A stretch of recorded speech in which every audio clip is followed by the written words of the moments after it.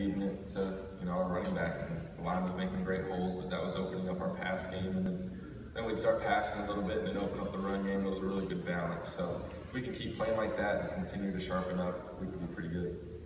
Obviously, the second half was sharper than the first half. Watching film, what could have been better in the first half to get a little bit of start? Well, first of all, we were driving all first half, and then I had that unbelievable play where I fumbled it and took points off the board because we had either got a field goal or scored on that drive, so that really hurt us. But then, again, just kind of not converting on fourth down. We just need to make those plays happen. And then, yeah, just bogging down a little bit too much, which will happen sometimes, but we need to clean it up and not bog down as much as we have. Did the ball just slip on that play, or were you were going to plan on pumping? How did the ball come? I was kind of deciding whether I wanted to throw it or run it, so I kind of kept bringing it up to throw and then bringing it back down, and then I kind of decided to run and tuck it, and as I was running, I like strided and it hit my thigh board on my leg, and it's just inexcusable. It never happened in practice, playing around with friends, it's never happened before, but it just can't happen, especially in close games like that, so definitely take full responsibility for that. It just cannot happen. So, Nate, you said you like the the balance between run and pass. Indiana didn't play at quite your usual fast tempo in the second half. Is that also sort of becoming more balanced? I mean, you're able to play slow and fast both. It seemed like that would almost make you maybe a little bit more difficult to prepare for because Indiana could go tempo right away, or they could just grind down the field. Absolutely. Coach Wilson, I mean, he kind of was playing games with the other team in the second half, kind of going fast and then kind of going fast and then relaxing a little bit. And with our O-line and running backs, we can kind of set the tone of the game and kind of set the pace. But then again, having that time of possession is huge for our defense as well, and for us. Those were demoralizing drives for the other team when we go 99 and then 97 and kind of at a methodical pace. But I mean, it's good to know that we can do both. We can be methodical and we can also be extremely fast. So I think, like you said, it's going to make us tough to defend, but we need to keep cleaning things up. Just personally, you'd rather play fast, wouldn't you? Or it depends. I kind of like them both because playing fast, you kind of get guys a little bit more open and because they're not as ready, but at the same time, it's harder to read coverages when they're not lined up. So you kind of try to key your safeties, but sometimes they're looking at the sideline and you're a little confused at the snap what they're doing. But there are pros and cons to both of them, so it'll be good if we're good at both. What's it like for you as an offensive player with the defense coming up with as many turnovers as they have in the first three games? I mean, that just has to be a great feeling for you as a quarterback. It's huge. It gives us a huge boost of momentum and confidence, especially when we have good field position. Like that interception, the second interception by Crawford was huge. We feel like when we get a turnover like that, all the momentum's on our side, we feel like we can't not score. So, I mean, just giving us the ball a little bit more and letting me put it in the hands of our running backs and receivers and the O-line we have, we feel very good about it. So the way our defense has been playing and creating turnovers has been huge. Nick, and I'm sure you've seen some film obviously of Wake Forest early on from their defense. What do you see? Very sound. Historically, they've been a very good defense. There are a lot of quarters going to stop our run, or at least try to, and so we're going to have to really, bring our A game again.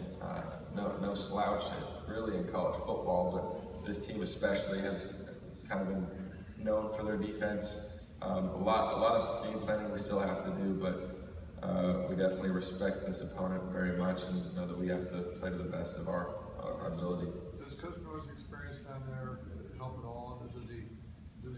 Do they run stuff similar to what he ran when he was there? Some of the same personnel, any of that stuff? Not necessarily. They were more 3-4 when he was there, and now they appear to be more 4-3. But yeah, I mean, I'm sure he knows some personnel from when he was there, but I mean, we're not really relying on that much. We're kind of watching film objectively at what we see and what we want to try to exploit. So, I mean, there's no real weaknesses on our defense, and so again, we're gonna have to really prepare hard and execute. Jordan Howard, obviously, has been based on success. From your vantage point,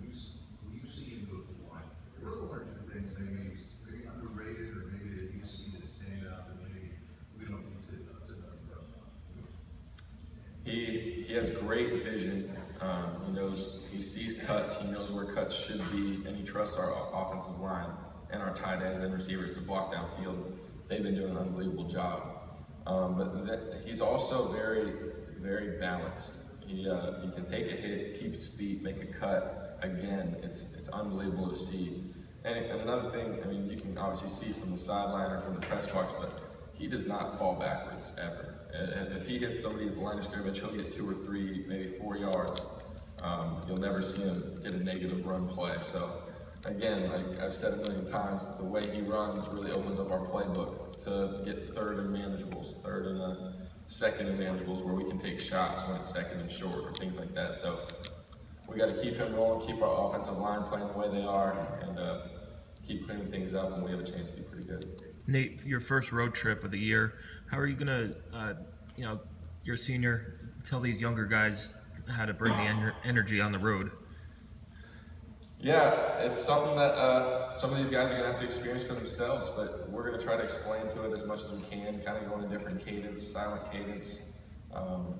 And I've always kind of liked going road games. I love playing in front of our fans, but there's something special about kind of going with just your few teammates, your coaches, kind of us against the world. So there's kind of a level of camaraderie. The team gets closer on away games, I think, because you're just together in a hostile environment. So, I mean, they just need to understand that, I mean, it can get loud, and but also it's us against the world. We have to link arms and stick together. So I think they'll be all right.